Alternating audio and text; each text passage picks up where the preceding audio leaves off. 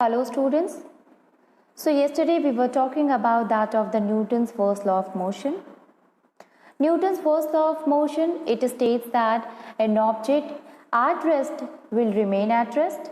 An object at moving or motion will continue to move until and unless an external force is applied on it to change its state of rest or of motion.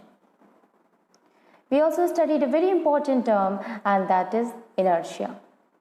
Inertia is what?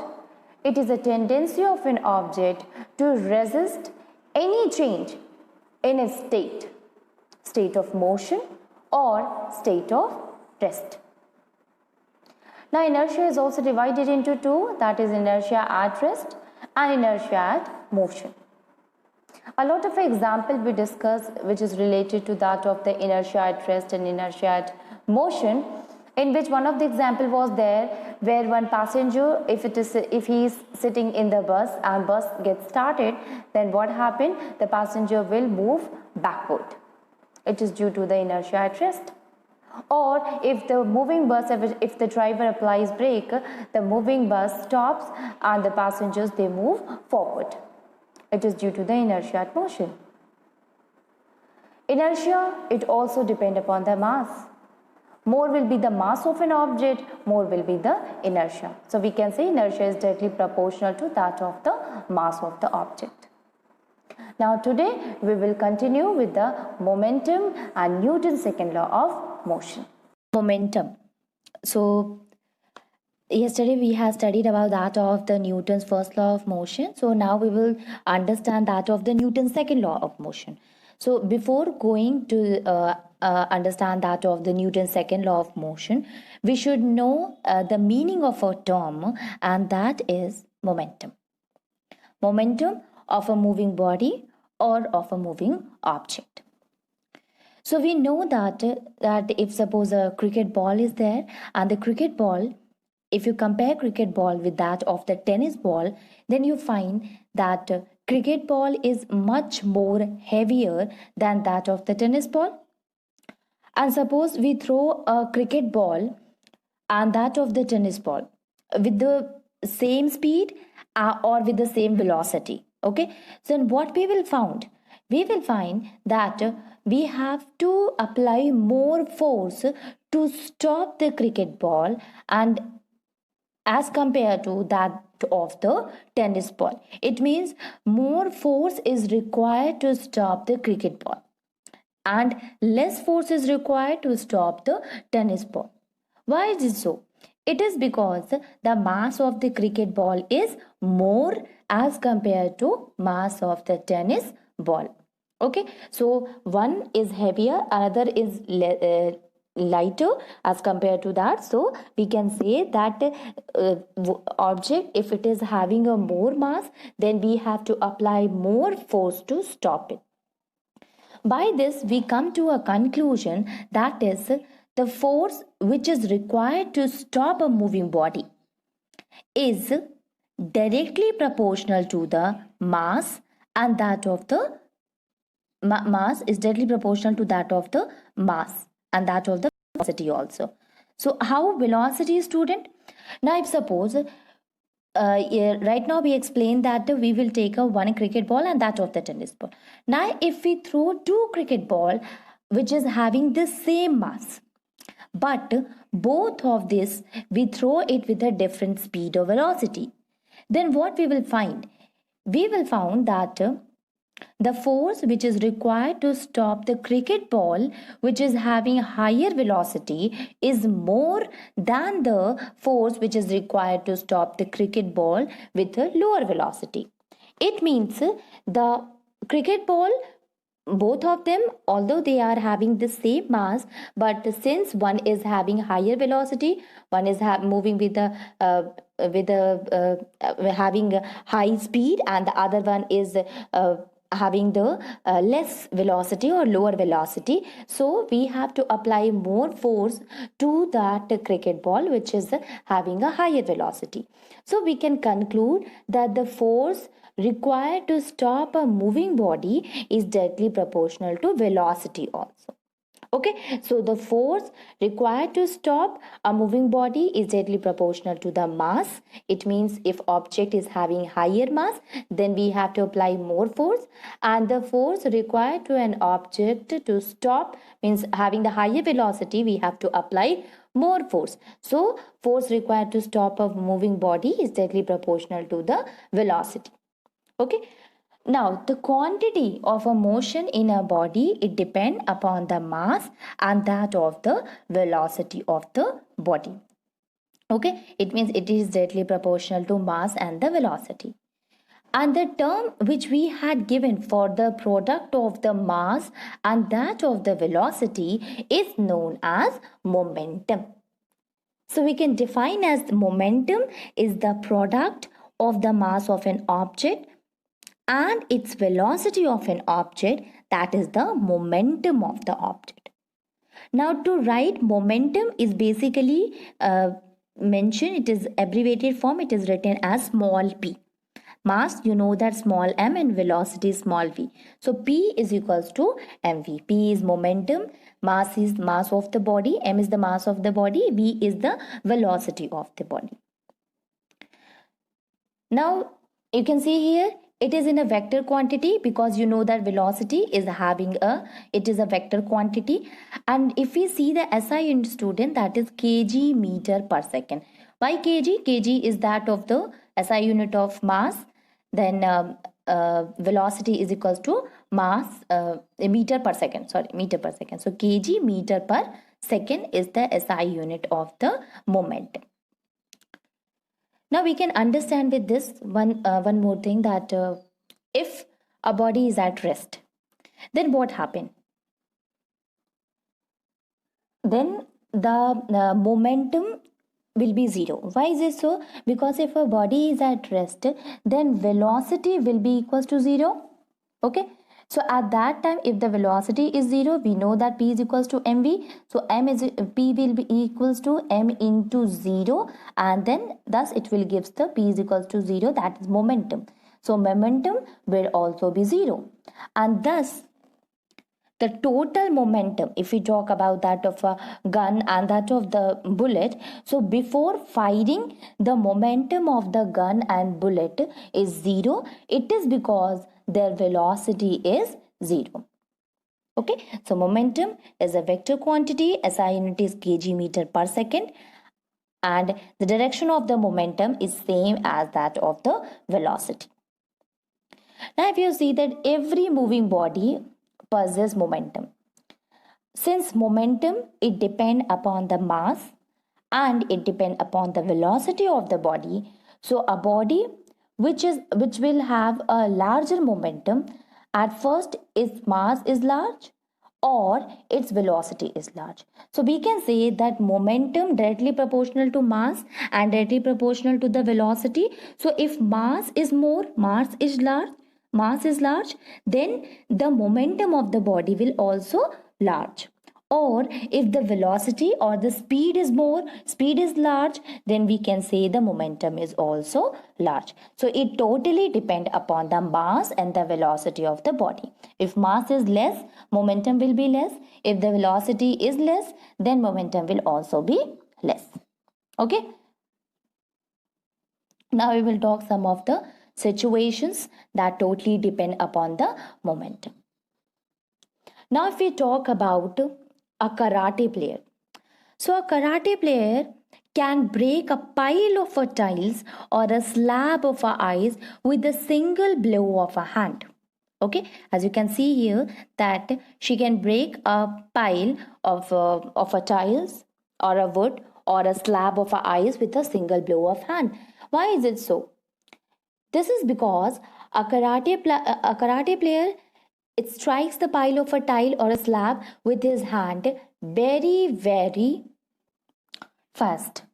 Okay, so while the karate player, he hit the pile of a tile with a mighty blow of a hand, because the speed is very fast. So in doing so, the larger momentum of a fast moving hand is reduced to zero in a very short period of a time, and due to which this exert a very large force on the piles of a tile or a ice slab, and which is sufficient to break them apart. Okay, so larger momentum of fast moving hand, it is reduced to zero in a very short period of a time. Now if we talk about the cricket ball, so though a cricket ball is not very heavy, but you have seen then when it is thrown with a high speed or a high velocity, it acquire a larger momentum, and sometimes it can hurt the batsman also, because high speed will increase the momentum also, and due to large momentum it will hurt the batsman or even the fielder also.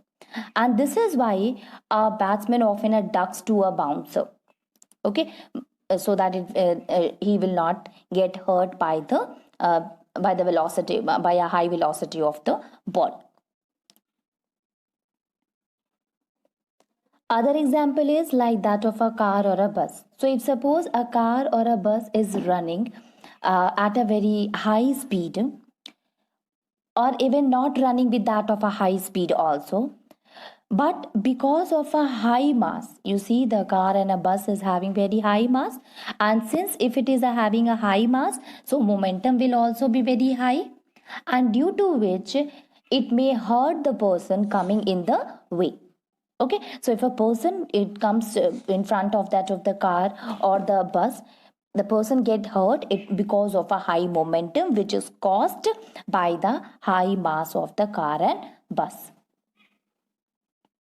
So we have seen that the road accident at a high speed are very much worse than the accident at a low speed. And the reason is because the momentum of the vehicle running at a high speed is very high, and this causes a lot of a damage to the vehicle, as well as it causes a lot of a injury to the passenger during the collision. Okay, so why momentum is high here? It is because of the high speed or high velocity, and if a velocity is high, momentum will be high, and it will cause a major damage to the vehicle or to the passenger during the collision. So thus we are afraid of moving a cricket ball or a vehicle, running vehicle, because of the combined effect of their mass as well as their velocity, which is called as momentum. Now, so from this we have concluded that the combined effect of the mass and velocity of the body, it should be taken account as a physical quantity, and that physical quantity we use the term for it, and that is momentum. Now we will see some of the numericals that is related to that of momentum. Now we see the numerical that is related to momentum. So question is that calculate the momentum of a bullet of 25 gram when it is fired from gun with the velocity of 100 meter per second. Now you see here the velocity is given, that is 100 meter per second, and mass of the bullet is also given here, that is 25 gram. So you can see here the mass is given in grams, so at first we have to convert it into kg, because we know that the SI unit is kg meter per second. Okay, so we will convert this 25 gram into kg by 25, dividing it by 1000, we will get 0.025 kg is the mass of that bullet. Now see here momentum will be equals to P is equals to mv, so we will multiply 0.025 kg into 100 meter per second, that is mass into that of velocity, then we will get 2.5 kg meter per second, and this is the momentum of the bullet. So by putting the value of P is equals to mv, we will find the momentum of a bullet.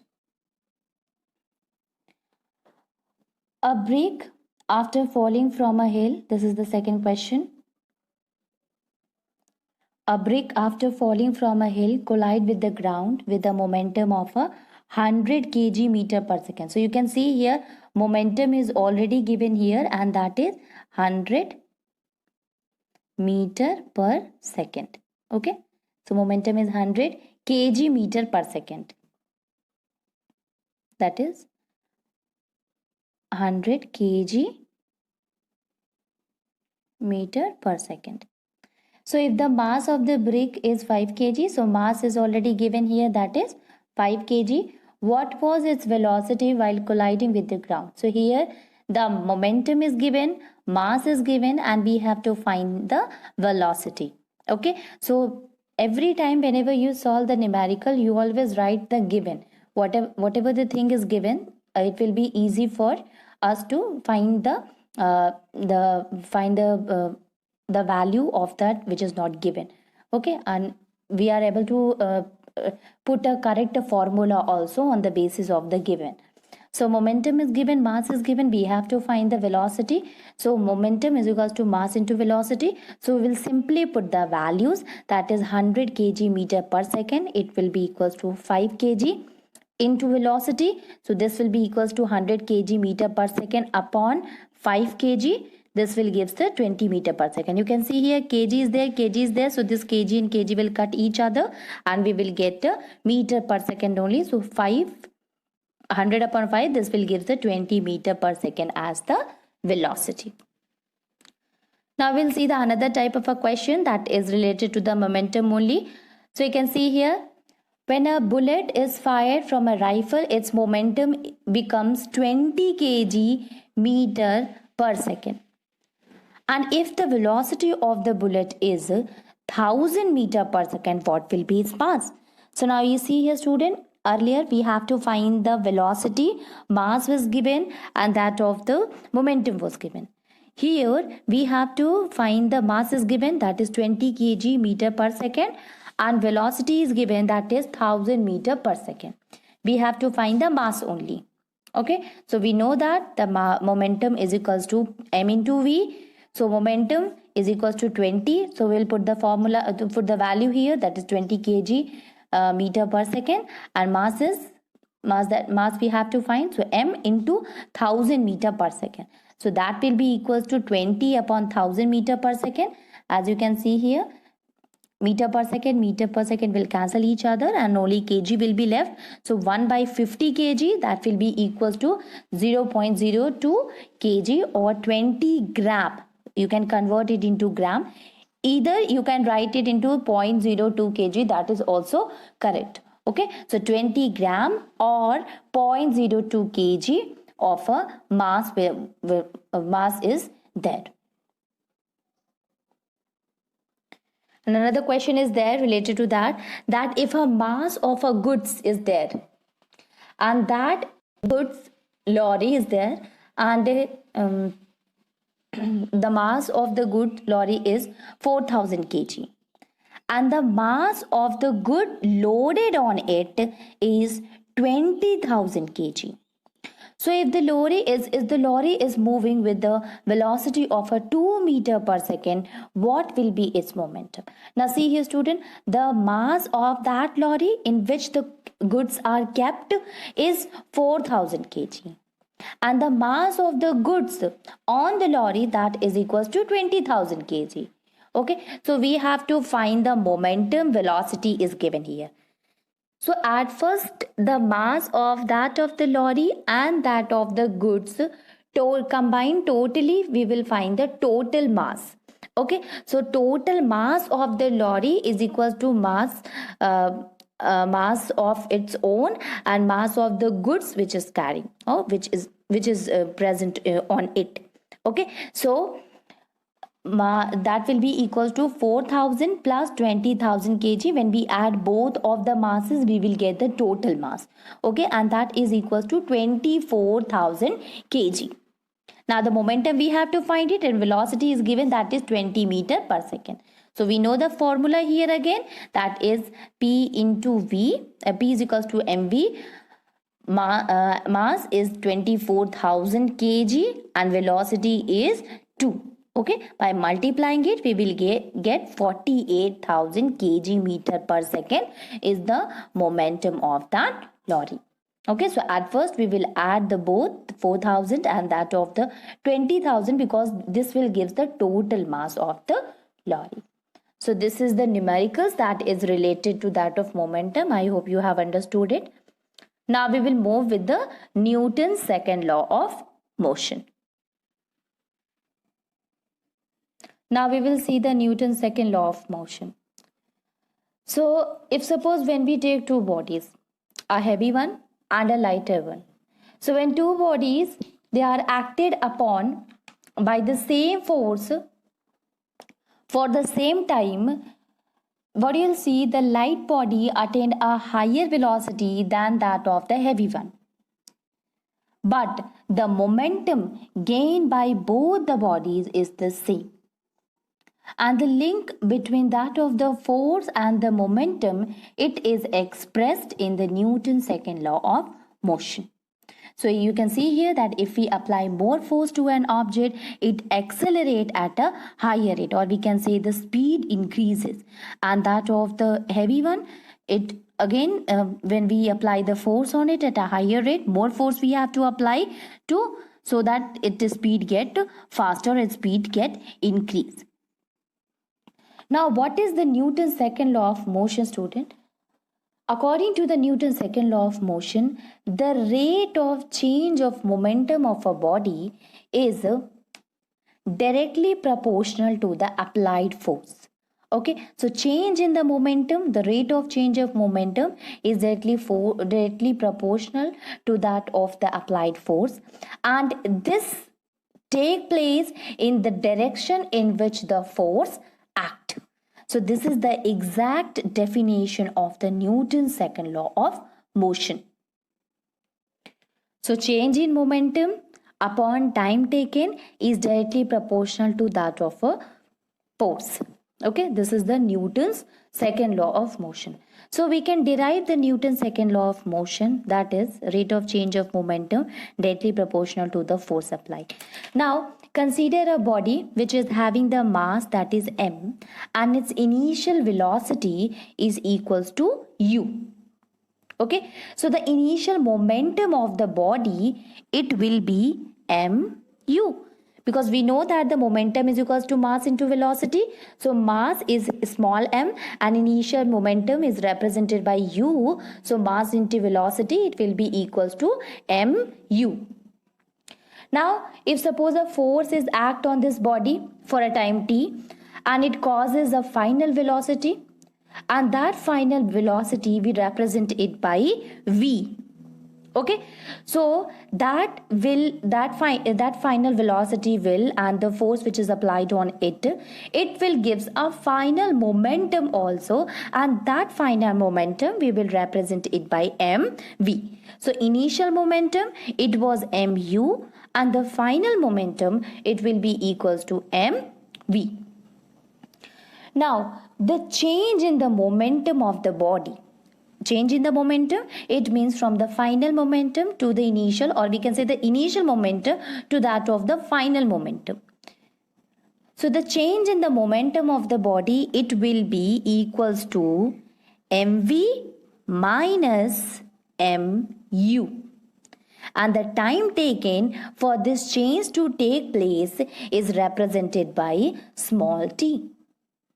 Okay, so you can see here, force is the rate of change of the momentum here, and rate of change of momentum, what does that mean? That the change in the momentum in a particular amount of a time. So we can say change in momentum per unit time is the rate of change of momentum. So force is directly proportional to change in momentum upon time.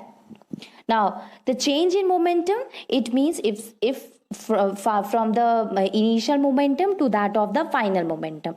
So if we have to find the change in momentum, we will find the difference between them, that is final momentum minus that of the initial momentum upon time, directly proportional to the force. Okay, so we can write final momentum represented by mv, and that of the initial momentum, it is represented by mu upon time. Okay, now this we can write it like mv minus u upon t. Okay, so we can write it, F is directly proportional to mv minus u upon t. So this came from, we know that the first equation of motion, that is v minus u upon t is equals to a. So this came from the first equation of motion, that is equals to V is equals to U plus AT. So you can see here that V minus U, because that is given is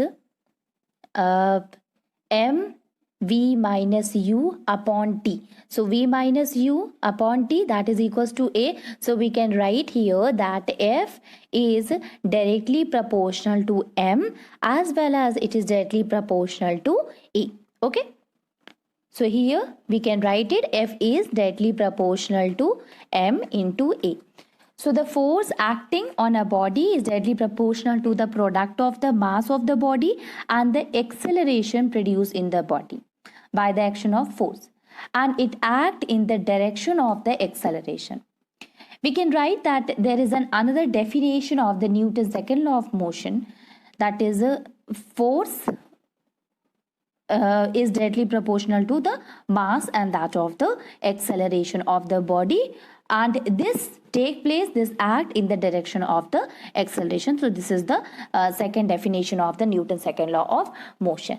Now this relation F directly proportional to M into A can be turned into an equation, because when we remove this proportionality symbol by adding a constant here, that is K. So F is equals to K into M into A. So M is a constant.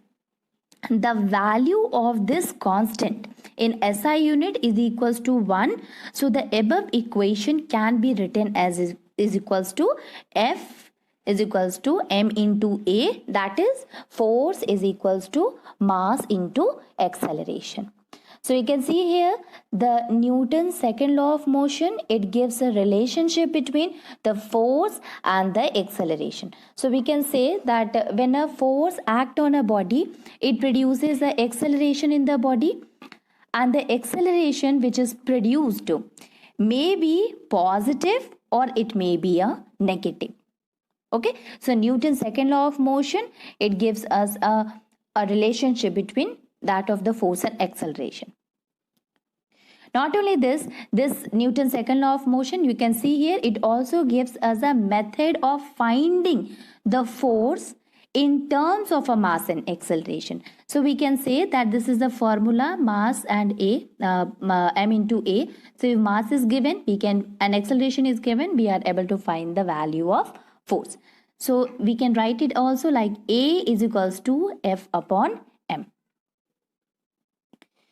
So the acceleration, by this we can come to know that acceleration which is produced in a body is directly proportional to the force acting on it, and it is inversely proportional to the mass of the body. Okay, so A is equals to F into M. So here force is directly proportional and mass is inversely proportional. And since the acceleration produced is inversely proportional to the mass of the body, therefore, if mass is double, then acceleration will be halved. Okay, because mass is what? Mass is inversely proportional. A is equals to F upon M. So it is inversely proportional. So mass, if mass will be double, then acceleration will be half. Or we can say if the mass will be half, then the acceleration will be double. It means if the mass increases, acceleration will decrease, and if the mass will decrease, then acceleration will increase. So acceleration produced is inversely proportional to the mass of the body. So since the acceleration produced is inversely proportional to the mass of the body, it means that it will be easier to move a light body. It means the light body is having the less mass than the heavy body which is having the large mass. Now if we talk about the SI unit, student, so you know that the SI unit of the force is Newton. We represent it by capital N. So how can we define Newton on the basis of F is equals to mass into acceleration?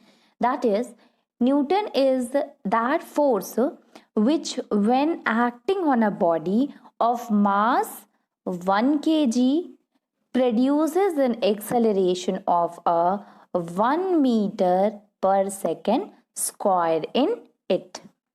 Okay, so this is defined as the force acting on it produces a mass of a 1 kg, which produces the acceleration of a 1 meter per second square in it. So we can write here that F is equals to ma, m is equals to 1 kg, so 1 Newton it will be equals to 1 kg into 1 meter per second square.